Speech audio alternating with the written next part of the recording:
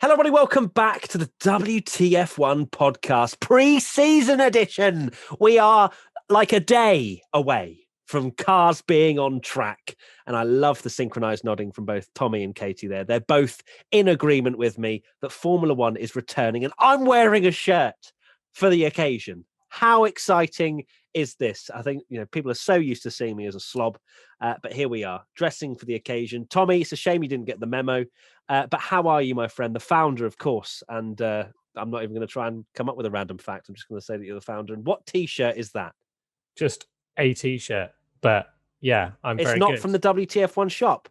It isn't. I have a very good excuse. I am moving house tomorrow, which is great timing. But so lots of my clothes are packed away. But of course, I would be wearing something from the brilliant WTF1 shop if I could.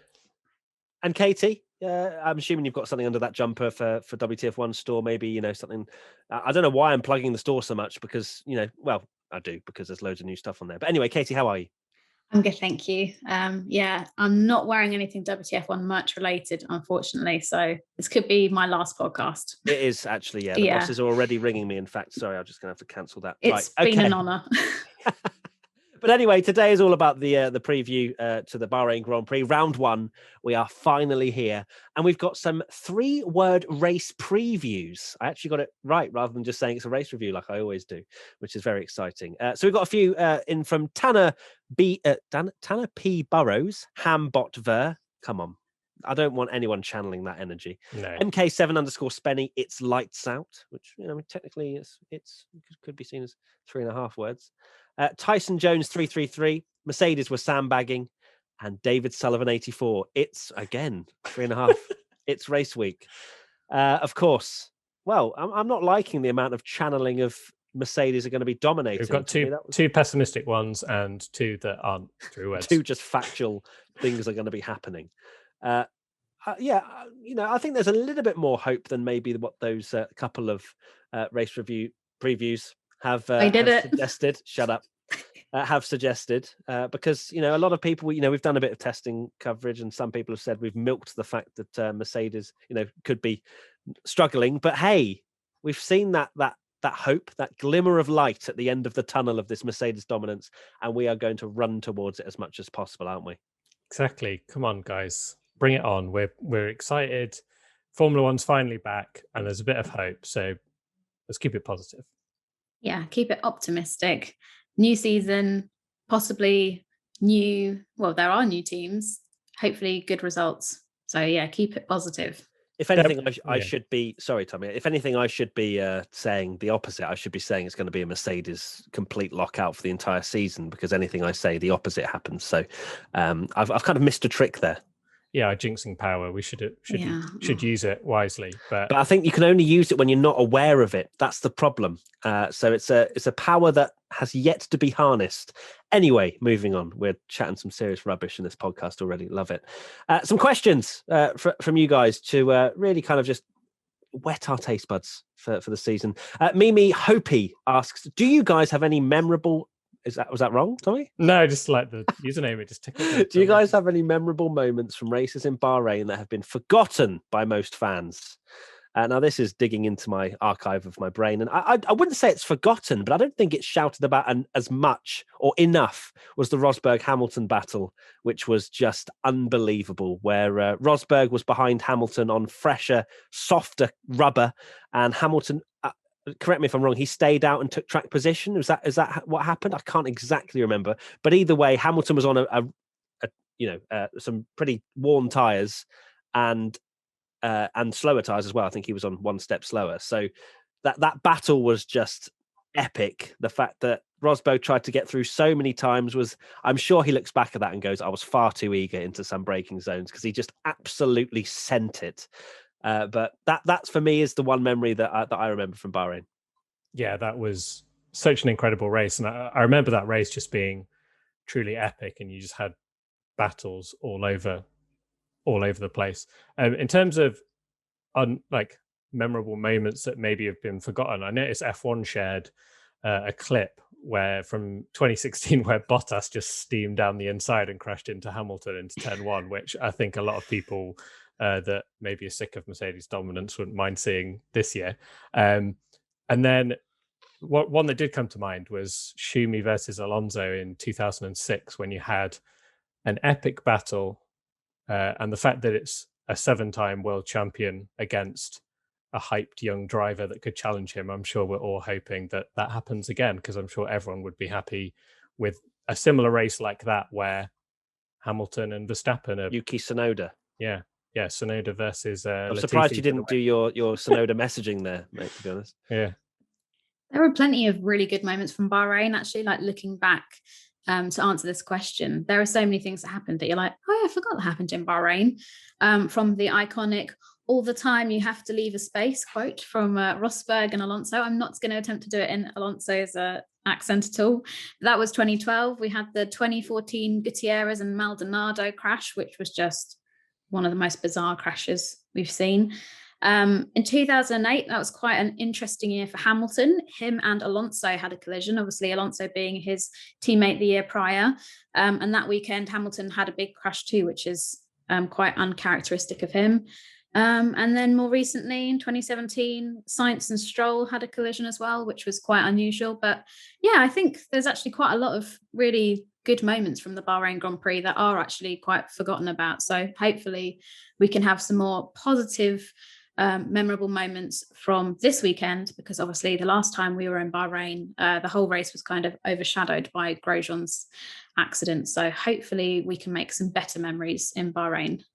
Definitely, yeah, and the circuit itself is actually quite a good one. I quite like Bahrain as a circuit. You know, it's got some high speed sections, some good overtaking opportunities. Turn 1 is particularly tight and a hard braking zone, and we don't have so many hard braking zones in more modern tracks, which is the reason why we don't get overtaking. And it's just a very simple bit of formula there missing in some of the Tilka tracks. Moving on. Another question, George_Tucker4. What are your expectations for the anticipated Red Bull versus Mercedes versus McLaren battle in round 1? I don't know where that last team just popped in. I know that they're looking good with the Mercedes engine in the back, but I don't think they're in the conversation to be challenging Red Bull and Mercedes. But could be wrong. I'm sure there will be at least one thing clipped from each of us of where we've said something very confidently and the opposite's happened. But my expectations are Red Bull could easily be the quickest to come Sunday, and going to be a mug. And that's just, I'm expecting a Red Bull victory, but that's just, we're basing it off testing, and every time we do that, it's wrong. Ferrari were fastest in testing in 17, 18 and 19 and didn't win the championship once. I think 16 maybe as well. So 16 Mercedes were, maybe it was 15. Anyway, Ferrari have been fastest many times and never won the championship. They did win a few races, of course, when we had that epic battle in 19. But it's that hesitancy inside of me that just goes, come on, Matt. You know that Mercedes are going to get to grips with it eventually. If it's not round 1, it'll be round 2. So for me, I'm expecting a very close battle, to be honest. It seems as though from the data and the analysis that's come from testing that there could be a few swings and in between qualifying and the race. They think that Red Bull are quicker in qualifying, do they? And then the Mercedes quicker in the race. So, I mean, if that's it, sign me up. I'm there. Yeah, it seems like the new rules, by the sound of it, haven't exactly favoured Mercedes with their rake. They've got quite a low rake, and Red Bull have the high rake. And the fact that they've changed the floors, which I'm sure you'll have seen in our video if you haven't, go watch it. There's a lot Nice. of like that, yeah. Plug in the shop, plug in the YouTube videos. We're one absolute flyer. So yeah, like, because the floors changed, it seems like Mercedes has been pretty hard by that. This question, I think I noticed this question, and they had a McLaren profile picture. I don't know if they're maybe a little bit ambitious. And again, feel free to clip this, because I've seen a surprising amount of people that are like, yeah, Ricciardo podium, maybe even a win, and I'm kind of like, whoa, that's bold. I mean, our level of optimism is like Red Bull might beat Mercedes, not that McLaren are going to win. But I think McLaren will be third best. I'd be very surprised if they were fighting. Very, very surprised actually if they were fighting Red Bull and Mercedes. I could see maybe Ricciardo if Perez maybe isn't on it straight away, maybe Ricciardo and Perez might have a bit of a battle. But I very much see that it's going to be between Max and Hamilton, and maybe Bottas, because Hamilton never tends to turn up to the first race and Bottas does. Between those three, personally. Yeah, I think these definitely are the top three going into the first race of who's going to be the most competitive. But I'm just interested to see how McLaren get on with their new Mercedes power unit, because obviously we haven't really seen them do a full race distance. Obviously, they've been able to rack up quite a lot of miles in testing and it seemed to be working fine. But when it actually comes down to the race, I'm interested to see if the McLaren will be able to suit the Mercedes power unit. And same for the Red Bull with the Honda. Obviously, we saw quite a lot of reliability issues for them last year. So we'll have to wait and see if reliability plays a factor at all this weekend. But yeah, I would love it if Red Bull could just come out and take the pole position and a 1-2, and I think that'll be amazing and great for the sport. But like you guys, there is tiny little niggling thought in the back of my mind that thinks we're just going to get to Bahrain and it's going to be like Hamilton, Bottas, Verstappen. It's going to be deja vu, but have to hold on to that tiny little bit of hope that we have.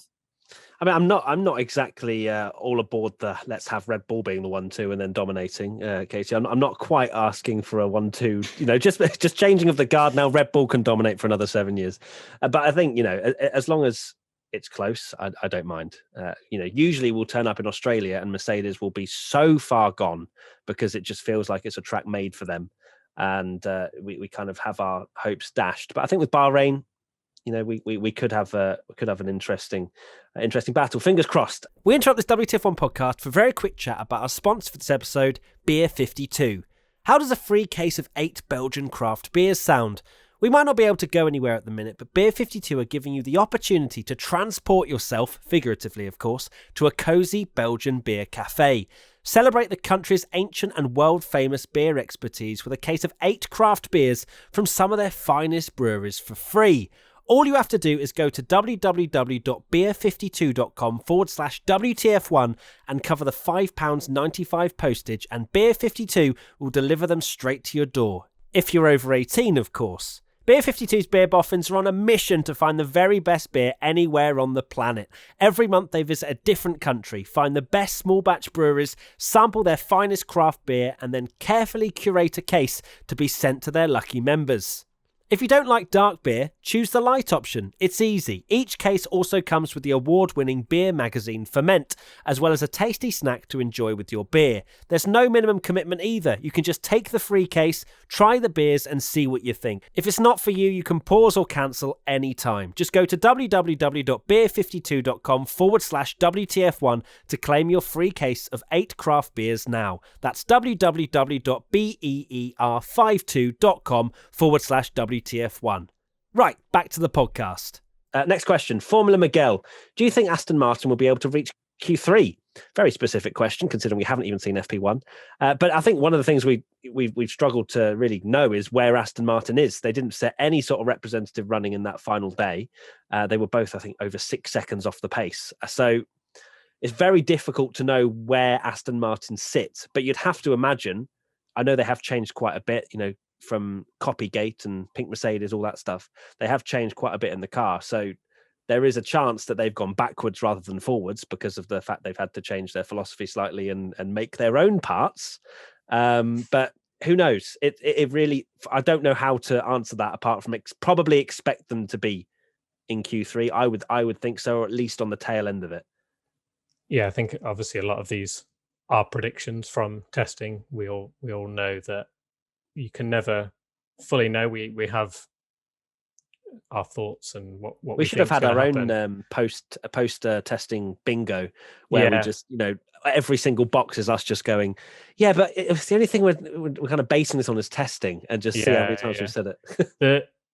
When I saw this question, I was quite surprised. I was like, reach Q3, like that seems quite defeatist. But when I actually think about it, the fact that the midfield is so tight, and you kind of think, oh yeah, like Aston Martin, they should be getting in Q3 easily. But when I actually dissect the whole thing and think that, you'd argue that both Red Bulls, both Mercedes, and both McLarens are in easily, that leaves 4 spaces.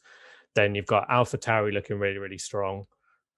Ferrari, especially, I mean, regardless of how terrible Leclerc's Ferrari is, there, isn't he? Leclerc is just ridiculous and somehow manages to get in these ridiculous laps. And you can't discount Sainz either, can you? Exactly. I mean, Sainz is an amazing driver.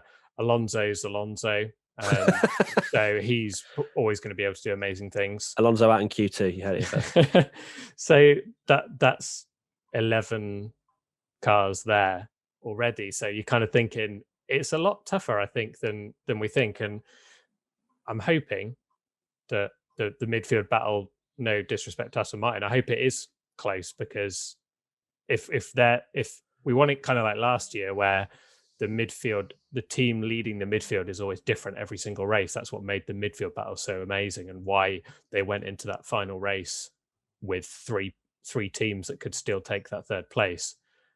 Love to see that again. So yeah, I wouldn't be surprised if they didn't make Q3. I think that's one of the reasons why I quite like this question was because, like you say, the midfield is so competitive this year. Well, we hope it will be competitive from what we've seen in testing, but I don't think that we will see Aston Martin in Q3. They had a pretty unreliable and difficult testing period, and like you say, with AlphaTauri looking strong, Alpine looking strong, Ferrari only looking strong because Yuki Tsunoda doesn't know how to turn the DRS off. He said, actually, I saw a quote from him earlier. Who's like, I didn't actually mean to. It wasn't like done maliciously. I was like, oh, I saw people saying I didn't that mean to. Like, round the final corner, activate DRS. Yeah, people were saying that though, like he was gaining 2 seconds a lap. Which easily 4 seconds a lap. You wouldn't get. I'm joking. Yeah, it's tiny margins, and I was only kidding. Yeah, AlphaTauri do look strong. But yeah, I think it could be an interesting one. I would like them to make it into Q3, but then I'd like half the grid to make it into Q3, and that's not how it works. So everyone can go into Q3. Everybody, apart from one driver. Moving on. The _dirty_Mac. Will Perez outqualify Verstappen? No, but I think it will be close. I think Perez, people are writing him off. I believe in Sergio. I think that if there's ever a time in his career where he is ready for a top flight seat, it's now. He's come off the back of a win, one of his best seasons. Tom is smirking, so I don't know if he's about to absolutely shut this down and say Verstappen's going to wipe the floor with him. But I have hope that Perez will, it's going to be one of my predictions, so I won't spoil it yet. But I don't think he'll outqualify Verstappen. It's just, he's still getting used to that Red Bull, and it's a very difficult beast to tame. But I think Sergio will get on top of it quicker than people expect.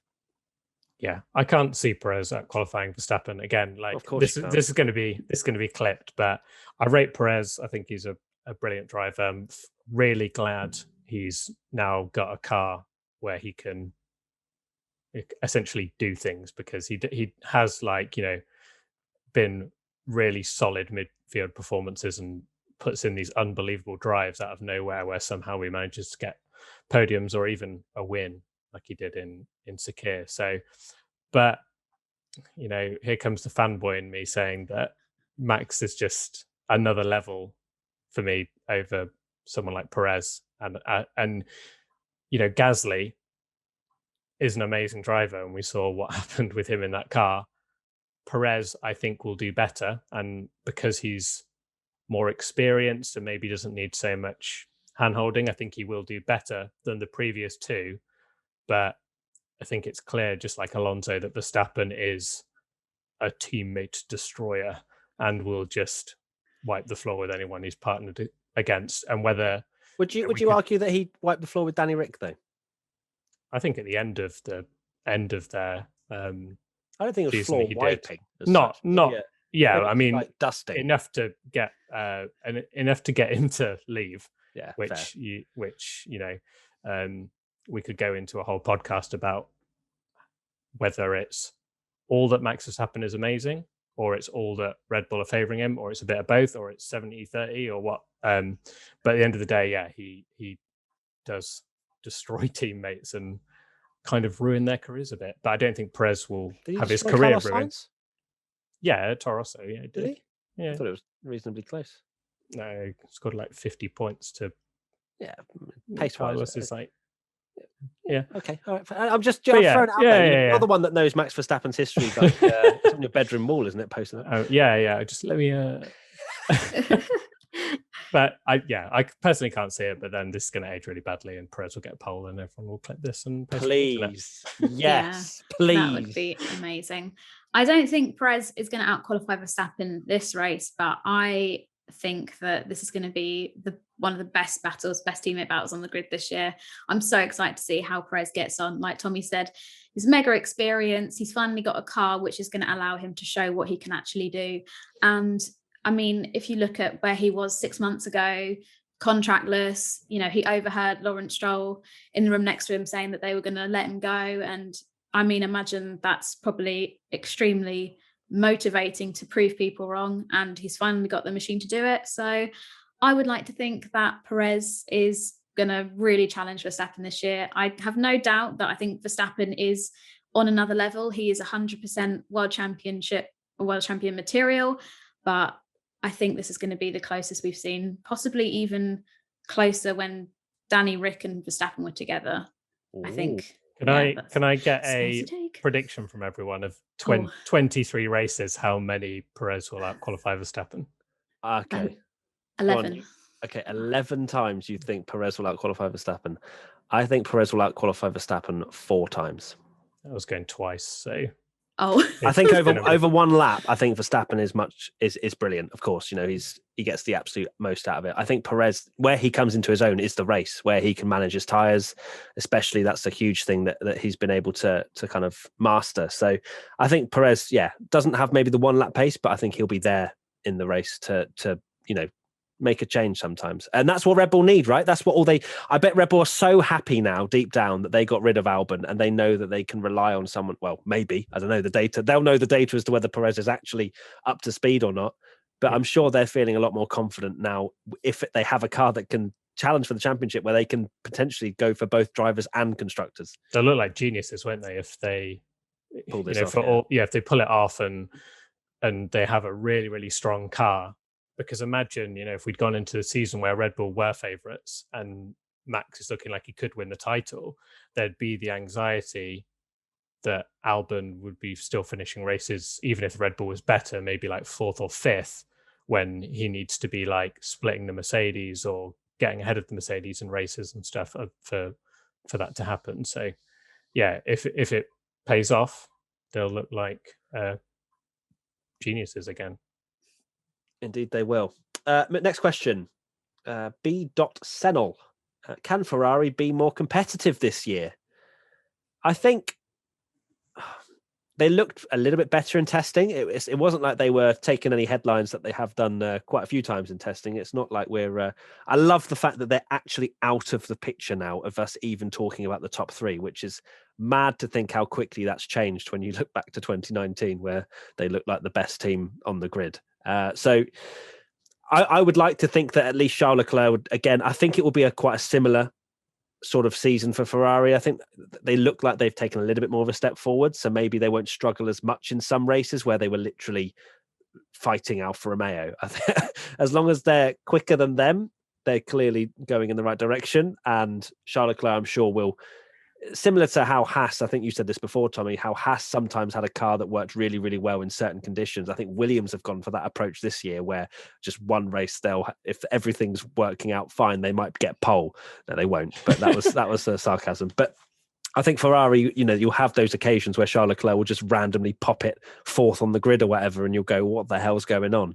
But I think with Ferrari finishing 6th in the championship last year, they've got a huge amount more time in the wind tunnels and the CFD stuff to prepare for 2022. And I think that's where most of their thinking will be going towards, because, I mean, they literally put a green logo on the car. I don't think they really care about what this year looks like. Yeah. Trying to add more to what you've said, really. And there's not a lot, because my notes are pretty much exactly what you said, where engine's better, Still think they'll struggle, not back in that top 3 teams. And I also put exactly the same as you. Leclerc will somehow get the odd miracle podium out of nowhere, and you're like, how on earth has he done that? And yeah, I can just see it going very similar to last year, really. I'm going to repeat exactly the same as Tommy said. There's an echo in here. There is.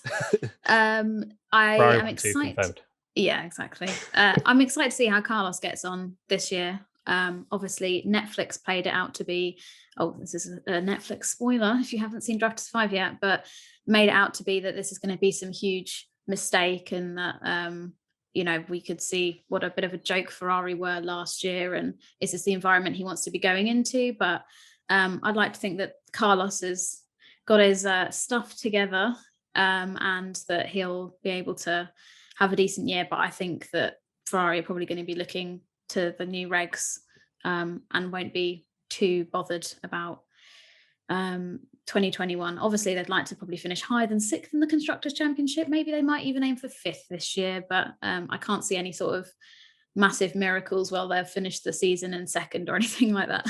I think if they don't take a step, it looks like they've gone a little bit, had a bit more improvement on the engine front and whatnot. But if they haven't taken a step forward, they will be even further back potentially, because a lot of teams are showing quite a bit of promise. So going to be very interesting indeed to see how that all unfolds. Next question, Rahul R_19.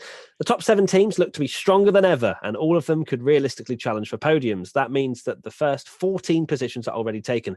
Do you think that it's a possibility that the Haas, Williams and Alfa Romeo could all finish the season without any points? Yes, there's a strong chance. I think Haas in particular, they haven't really done much. They've just kind of gone, we'll just see you in 2022. Williams, as I mentioned already, they've kind of made a car where they might just be really quick on one certain day, and that'll be it. But hey, if they manage to grab a 9th somewhere and nowhere else, then that's a win for them. And obviously with George Russell behind the wheel, I'm sure there will be a point somewhere in that Williams, or at least a potential point before he crashes behind the car. I was literally about and Alfa Romeo, we'll see. If they're still on par with Ferrari, they might be able to grab a point somewhere. But yeah, I think those 3 are still going to be struggling to get out of Q1 and then get any sort of points potential. Yeah, similar to the Q3 question, this I guess the question itself kind of explained and put it all into perspective, that even I'm old enough to remember watching F1 where points went up to 6 and then it was 8 and then it was 10, and a lot of people were like, 10, if everyone gets points, it's not really that special. But now you've got such a competitive midfield, and the cars are so reliable that what you get, like maybe 2 or 3 DNFs tops every single race now, whereas in the 90s or 2000s you used to get in like 7 cars finishing all the time, which would help with the race rundown quite a bit. Yeah, exactly. But this means that like Haas, Williams and Alfa, I can see it being very similar to last year with it. And if you have a race like Monza or Sakhir, where it's a bit crazy, that's where the championship could almost be decided for them, because Williams might be the better car than Haas or Alfa or whatever for the whole season, and they're finishing 13th, 12th. George Russell's popping it in Q2 the odd occasion, and then Haas there might be an absolutely crazy race, and a Haas or Alfa or whoever somehow gets a P8, and that's just such a huge thing that it's going to propel them from 10th to 8th, and then it's almost like no one's going to be able to catch that, because when the norm continues. So yeah, I feel like it's a strange dynamic that it almost doesn't matter who's fastest, it's who's there in that crazy race when 10 cars finish, who's picking up those big points, and that's going to decide it. Out of the 3 options that they gave there, the Haas, Williams and Alfa Romeo, I'd like to think Alfa Romeo are the ones that are the most likely to get points from that trio. They had a pretty strong 2020, and both Kimi and Giovinazzi both got some point scoring finishes throughout the season, and they've look strong in testing. There's another one for the bingo card. So I think they're probably the stronger out of the three. But like Tommy said, it's going to be, well, for the fact that F1 is predictable in some cases, maybe towards the top end of the finishing results. In that middle pack, we have some really bizarre results that come about, and hopefully these three teams can take advantage of those crazy races, as Tommy called them, and score some of these random rogue points. But yeah, unfortunately, I think everybody's got very high expectations for Williams this year. I'm not sure quite where that's come from. Maybe just because we saw what an absolute superstar George Russell was in a Mercedes. But I think for somebody even as good as George, it's going to take possibly a miracle and the perfect weather conditions for that Williams to score any points. But then, hey, we could go to Bahrain and they could end up getting a double points finish. So who knows? That's the pretty much the summary of this entire podcast. Who knows? Back_up 1337 says, who do you think will be the best rookie? Sonoda next. Yeah. Yeah. This is one we can confidently say. If Yuki Tsunoda is not the top rookie, something's gone very badly wrong for him, and he's had an absolute shocker. Because, like we mentioned in the previous question, Haas are struggling to, well, survive. even to survive, even with experienced drivers like Grosjean and Magnussen, they struggled to score any points and improve. Whereas they've got two rookies now. And Tsunoda's in a car where you think that AlphaTauri should be getting even in that competitive like midfield, the odd points here and there at least. So yeah, he should easily do it. I can confidently say. Yeah, I think that's fair. It's interesting, like hearing about Tsunoda, because you guys both obviously watch F2. Whereas it's something that's fairly new to me. I've only started watching it sort of the last few races last year, but I know that Tommy is a big Tsunoda fanboy. Yuki the tattoo on his back as well. Could have stopped it at fan, but went fanboy. Love it. Yeah. He's got the big Yuki Tsunoda tattoo on his back, fan club established 2019. So I think, yeah, it will be definitely Yuki Tsunoda that's the best rookie, just because he's got a better car as well. Yeah, but obviously Mick Schumacher, he's the best rookie deep down in my heart, no matter where he finishes. Next question, Naomigo. What will the biggest surprise of the weekend be? Wow, we're going with big questions here. The biggest surprise of the weekend. I don't know. I'm going to say that everyone thinks Perez is going to be rubbish and he's not going to be rubbish. Well, not everyone, but Tommy. I don't think Perez's going to be rubbish. My biggest surprise is going to be a lot of people are going to be disappointed with Aston Martin, I feel. I think they're going to be a bit of a disappointment, especially as we've seen with these podcasts. Biggest surprise is Stroll out-qualifying Vettel. Sorry, carry on. Okay. We seem to get a lot of questions where it's like, how many races will Sebastian Vettel win this year? And it seems a bit like, well, you're really buying into the Aston Martin hype. Maybe they were sandbagging and 6 seconds off the pace was all a joke, and they turn up and they're like, haha, look, we're powered by money and can like win the race easy. But that would surprise me. And also it sounded like last week's sprint races were going to be announced, but I feel like they're going to drop that just before FP1. So I feel like that'd be a surprise for people that sprint races are going to happen. Yeah. For a few races. Yeah, like 3 races this year. Like Tommy and I have been saying, we don't understand why they've waited or why we think they're going to wait until like the first race to announce that, but who knows?